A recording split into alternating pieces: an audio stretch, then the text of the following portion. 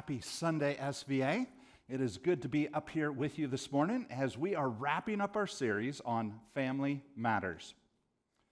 And while we've already had some of the hard discussions, like talking through conflict in families, or the baggage that often comes with families, or even some of the dysfunction that we find in families, today we get to turn our attention to the future of our family. Because a healthy family produces heirs. Now, if you still have your kids with you, don't worry. We're not talking about the biology of how that's done. But I will say the more babies we have, the more the nursery's full, and that's job security for me and my team. So by all means, go to it. But this morning, we are talking about how we are developing our spiritual family and growing our spiritual family and inviting people into the family of God. The next generation needs to hear about a God who loves them and wants them to be in relationship with Him. A God who offers them life and life to the full. And it's not just children that we need to invite into the God's family as the next generation. It's also your coworkers, your neighbors, your accountant, your mechanic, the people you're in a book club with. It's whoever you interact with who doesn't know Jesus. They are part of that next generation. So each piece we talk about today isn't just about how we pass this on to the children. It's also about how we pass these things on, these spiritual truths, to the people around us. In my time following Jesus, studying, experimenting, reading, listening, and watching people pass on their faith, there really are four things that I think we can actually work on and actually actively do that is going to significantly help children and those around us know Jesus. But before we jump into those, specifically, it's important you know a little bit about my story and the origins of how I got where I'm at today. Knowing somebody's origin story helps you understand them, and it gives you insight into their perspectives on the world, as well as what colored glasses they're viewing the world through. Not only that, some of these things will help understand a few of the stories I'll be talking about this morning as well. For me, my origin, it starts with God, who blessed me with spiritual giants as grandparents. Bud and Dorothy DeYoung were the parents of my mom, and Charles, a.k.a. Chuck, and Sophie Molenkamp were my dad's parents, my grandparents. They all served in the Christian and Reformed Church in Redlands, which they were a part of for many years as leaders, deacons, elders, Sunday school teachers, even the organists. Not only within the church, but outside of the church, my grandfathers were part of an organization that brought food to orphanages in Mexico every single month. My grandparents served and loved Jesus, proclaiming His truth wherever they were at and helping the world experience the goodness of who God is. None of them were perfect, but they were all pursuing God. They raised and they taught my parents, Bob and Glenda Molenkamp, who chose to love and follow and serve Jesus themselves. My dad was a teacher. My mom worked a bunch of different jobs so that she made sure she was always home when us kids came home after school. Even for many years, they were the janitors at our church. So either Friday or Saturday, every single week, we spent 4 to 5 hours vacuuming and cleaning the church.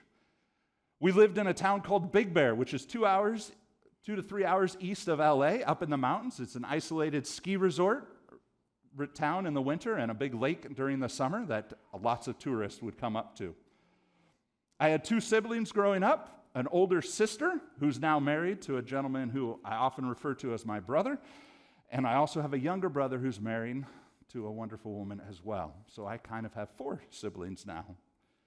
My parents made Jesus a normal part of everyday life, and they encouraged us kids to think and explore and discover the world while exposing us to a whole variety of experiences. And Jesus was just integrated into the normality of life. And so I made a decision to follow Jesus when I was very young.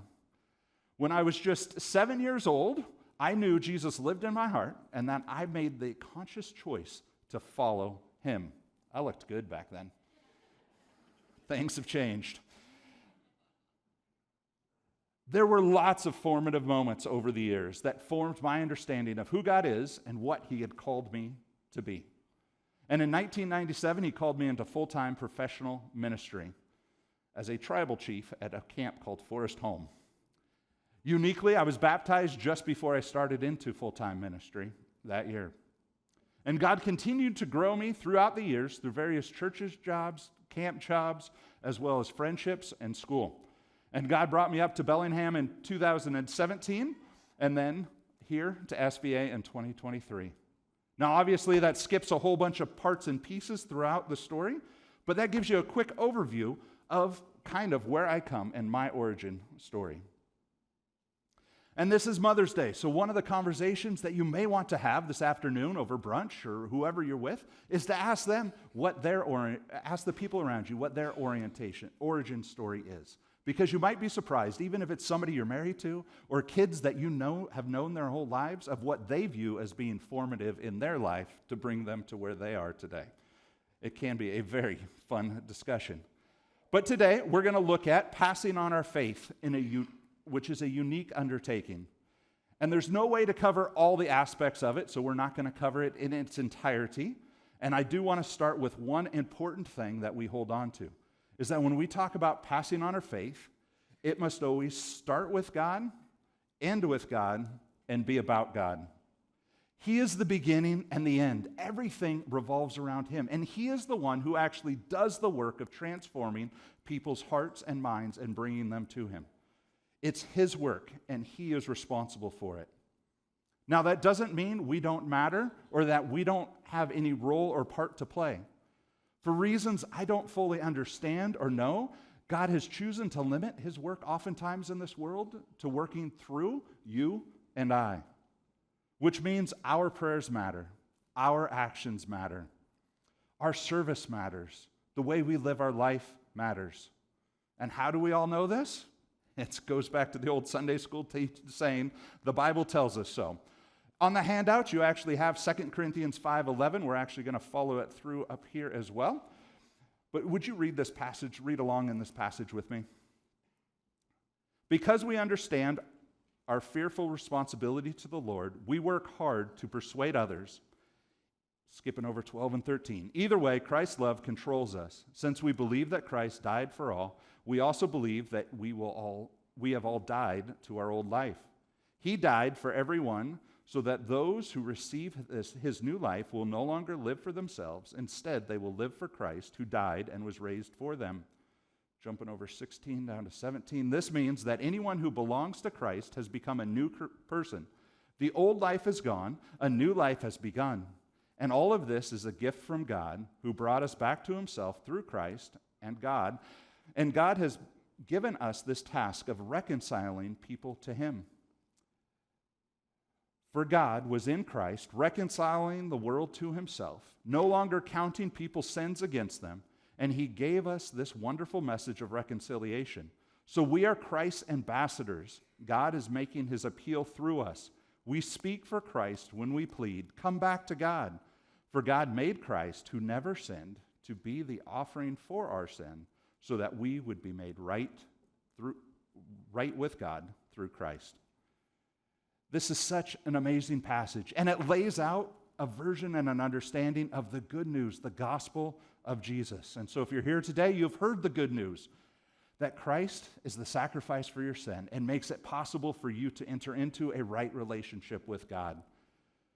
God wants you to come into a relationship with Him where you can be loved and called His child and live a life with a family who is learning to love God and each other. That's us, the church.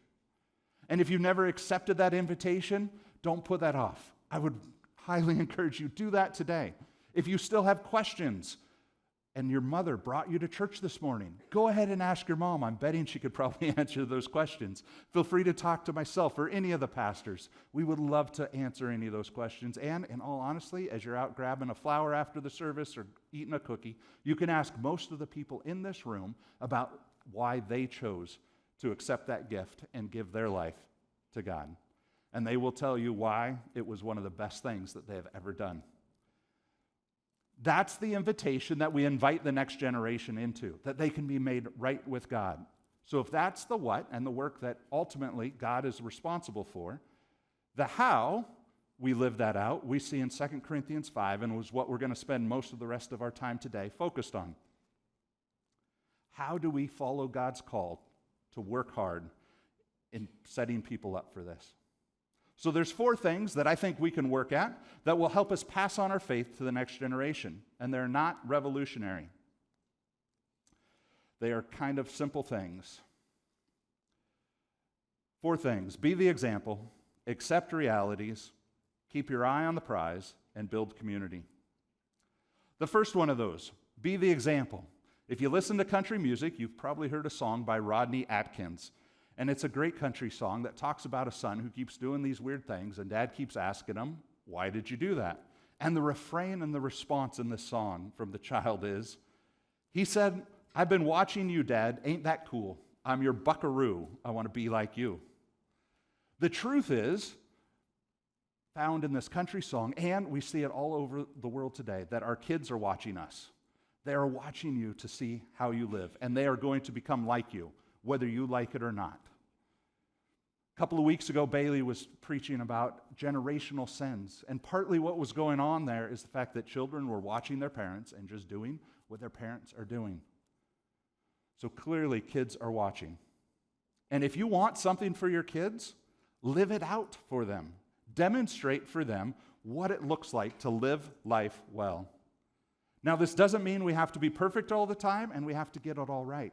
Because in allowing our children to see our failures or how we respond when life doesn't work out the way we were expecting, we actually set them up for success. When they see us make mistakes, they realize that they're normal when it happens to them and they come up short, or when life doesn't work out the way they expected. And additionally, as they see us step into those things, they are able to learn and see what it looks like to say you're sorry, make things right, or be resilient and bounce back.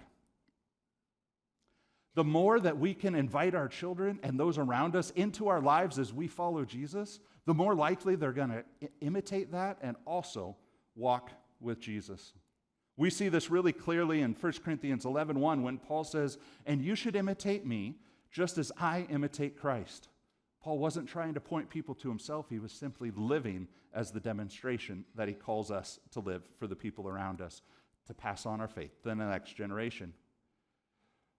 Now, my Grandpa D, Bud, was one of the hard-headedest old guys you will have met in your entire life, but he was a good man.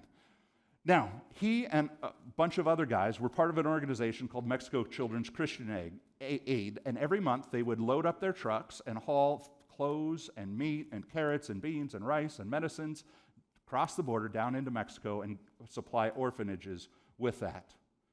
Now, most of what they brought across the border was legal. A few of the things were not quite legal. And oddly, it always ended up on Bud's truck, whatever was illegal. And while this was pre-9/11 and border crossings were a little bit different back then, you still didn't want to get stopped in secondary, and 10 or 12 trucks going across the border tended to get pulled over. And as a 10-year-old sitting in the passenger seat, and as we were going across the border and have Border Patrol with M16s wave you over, and watching my grandpa, Bud, just wave and smile and step on the gas and blow right on by was always a hair-raising experience. Now, the example my grandpa was setting there, he was living as an ambassador. And ambassadors, remember, have diplomatic immunity. He was more concerned about fulfilling the laws of God and caring for those who couldn't care for themselves and supplying the needs for those that were on the outskirts than he was about following all the rules to the T. How he never ended up in a Mexican prison, I do not know. I'm pretty sure it was a miracle from God. But there was something in that taught me it's more important to live out Christ's love and seek to serve the God I claim to serve than it is to follow all the rules. That left a significant impact on me. And there's many examples of spiritual giants who did somewhat similar things and knew when to live with diplomatic community. We read about them in our Bibles, we see them in church history, and probably you can look around either this room or know in your life some of those people as well. But we have to ask the question, are we working to live under Christ's love and by his authority, or something else? How we live matters. And when we start to live like that, People are actually going to get drawn and attracted to us, and we actually won't have to go tell them because they're going to come and ask, what makes you different? Why are you living with peace and joy and hope even in the midst of this crazy world? Not always, but oftentimes they will come and ask. Number 2, accept realities. Notice in 2 Corinthians 5, we speak for Christ when we plead, come back to God. And there's a bunch of realities that kind of support this that we need to actually recognize and hold on to. And they come up throughout this passage. And so often we try and hide from these hard things instead of confronting them. Bailey's sermon, I think just last week on confrontation, is a great listen if you want some help on how we confront some of those hard things. But one reality I think that we can work on accepting that will impact how we pass our faith on to the next generation is the reality that we are all sinners who need to be wooed back to Jesus. This goes for our peers and for our kids. It doesn't matter what a good person they are or what a great heart our kids have. They are still people in need of being wooed back to Jesus so that he can give them a new life. Which leads to the second side of that as well. When we're passing on our faith to our children and to our neighbors, we have to recognize that they are individuals with free will.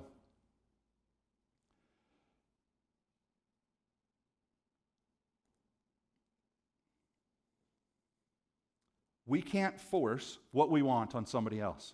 You can't make someone have a relationship with Jesus. They have to choose that on their own. Yes, you can get them to comply. You can bully your neighbor into joining you at church. You can make your kid listen or read the Bible or show up to youth group. But when your authority is no longer there, what are they going to choose then? I've seen so many parents over the years wrestle with this. This child that started out needing everything done for them and is incapable of doing anything wants to all of a sudden one day be completely autonomous. That transition from being in control of everything to being a coach to being just a fan on the sidelines is a really hard transition for parents to make. But I don't think that's a challenge we should run away from. Instead, it's a challenge that we should lean into. So how we plan for the future and how we interact with our children and the people around us today can be changed by that. When I was in high school looking to where I was going to go to college, this was me back in high school, a little bit different back then as well, my parents took me on a tour of different colleges, and while we were out on this tour, we were staying in a hotel, and we had one of the only fights I've ever had with my parents. You see, my parents knew who I was. They knew the world we lived in.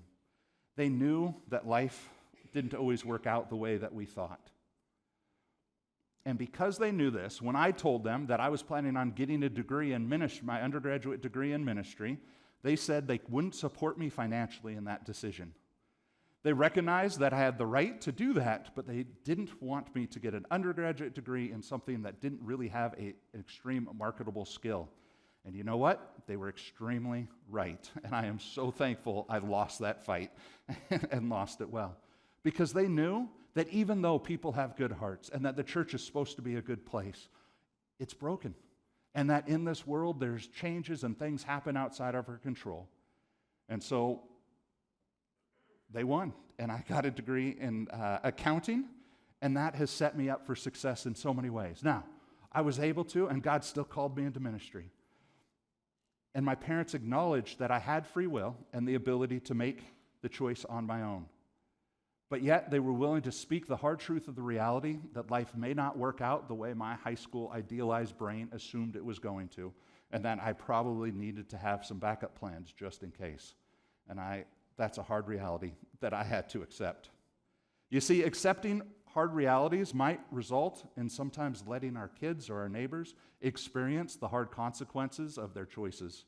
Sometimes it'll mean shaking them with a brutal reality so that they understand the choices that they're making have such negative long-term impacts. But hiding from those truths and those realities doesn't actually help us. It hinders us when we're trying to pass on our faith. The third way that we can actually work in passing on our faith, it's keeping our eyes on the prize.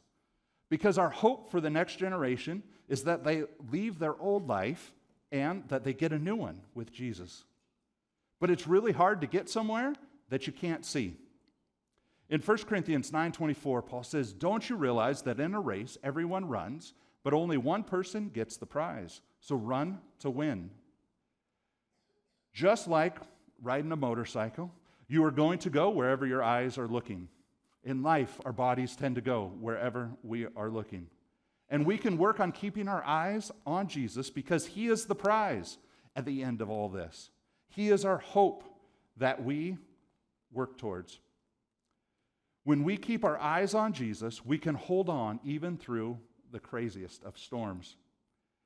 It is really easy to get distracted by the real problems that come up.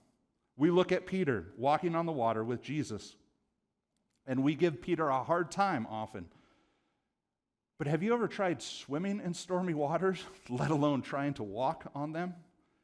Peter shows us that keeping our eyes on Jesus is necessary, and sometimes even when life doesn't turn out exactly like we want, we still are better off by keeping our focus on him. Life takes all sorts of twists and turns and ends up looking different than what we were expecting. By keeping our eyes on Jesus, we make sure the next generation has a hope to look at as well.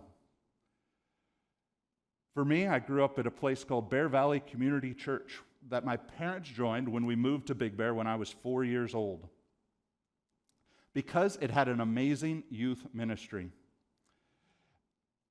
We went to that church until I graduated from high school. And by the time I got old enough to join the youth group, it was horrendous, and I didn't want anything to do with it.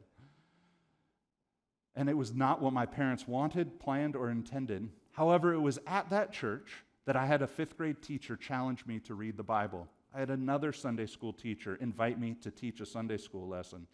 And I heard countless missionaries come through and tell stories of the adventures they had while telling people about Jesus, as well as sneaking Bibles across borders or watching God do miracles.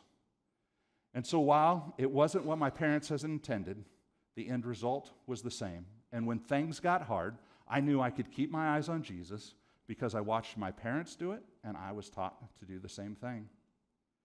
See, passing on our faith isn't a formula that guarantees success. We will have kids and people in our lives who choose not to accept Jesus' gift. And that breaks everyone's heart, especially God's. But it shows us again we need to hold on to hope. And partly the way we hold on to hope is joining together as a family, the church. And while here, we can gather around each other. We can pray for each other. We can support each other. We can listen to each other. And we can encourage each other and remind one another of the hope we have in Jesus so that we never give up on anyone regardless of what they decide.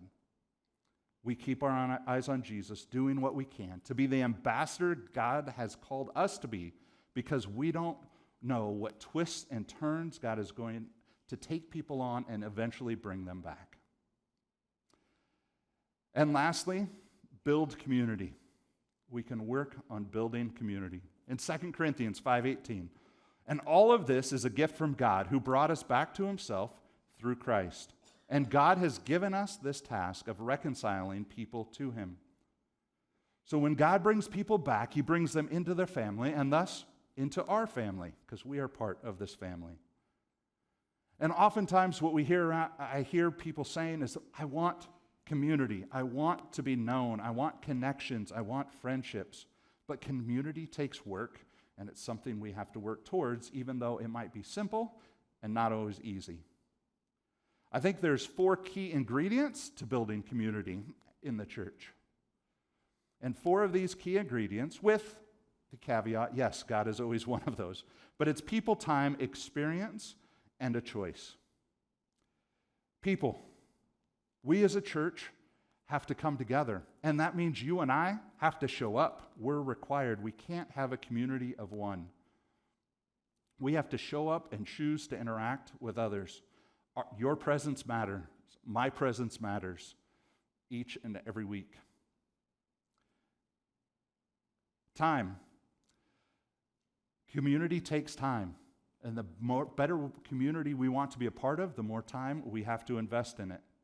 Yes, time is extremely valuable, so community is not cheap. But it's a worthwhile investment that pays dividends when we need it most. Experience. Have you ever noticed the communities that are most bonded together usually had significant experiences together?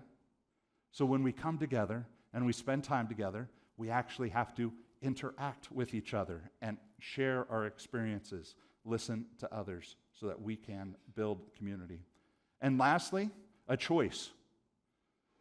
And this is the risky part, because you can be a person in somebody else's presence, hang out and spend lots of time and have the same experiences together and choose not to enter into community with people. We can drag people here. We can show up ourselves every single week at church for decades and not actually experience community if we choose not to. So that's the risk. We actually have to take the risk and start to create a community that's passionately in love with Jesus, that's willing to show up on a regular basis, spend time together, enjoy common experiences, even if that is planting plants out in the dirt, and then make the choice to actually care and enter into that community, so that when we invite people into this community, it's something valuable and worthwhile that they want to say yes to, because everyone is looking for that community. And so if we create it, more often than not, they're going to come. Now, will everyone come? No. And then we have to make sure we're evaluating our community. And is it actually a community that's a safe and good place for them to join? And if it is, we continue on with that, because again, we never know how God's going to bring them back. I've had the privilege to be a part of many different communities over my life. And both my families, my biological family and my spiritual family, have been influential communities in my life because of the unconditional love I've received, the way they modeled what it meant to follow Jesus, the way they confronted me when I was wrong, but yet being respectful of my will, but honest about the situation, and how they constantly reminded me to keep looking at Jesus. They played a huge part in bringing me to where I am today. And as I've been in ministry, I've heard the exact same thing from countless numbers of other people. That the reason why they are where they're at in the church today was because they were brought into a community with Jesus by somebody. They met a person who lived differently. They had a friend who was willing to call them out on the realities of where their life was going. Or they watched somebody stay focused on Jesus through a storm. You see, those are things that we can work on. And I'm going to invite our worship team to come back up. Those are our side of the equation that we're responsible for. We can't forget that it's actually God who does the work. So we hold on to his hand in this process. But we live out being the example, accepting realities, keeping our eyes on the prize, and building community so that God can do the work in the hearts and lives of people so that our spiritual family can grow. I'm going to invite you guys to stand. That'll allow you a moment to stretch as well. But in just a moment, we're going to sing our response to God. And as we sing this song, I hope that you hear it as a blessing over you, because it's something that God wants for you, but it's also a call for us as a community to step out and do our part and respond to a God who wants to hold our hand and grow this family into being bigger and bigger.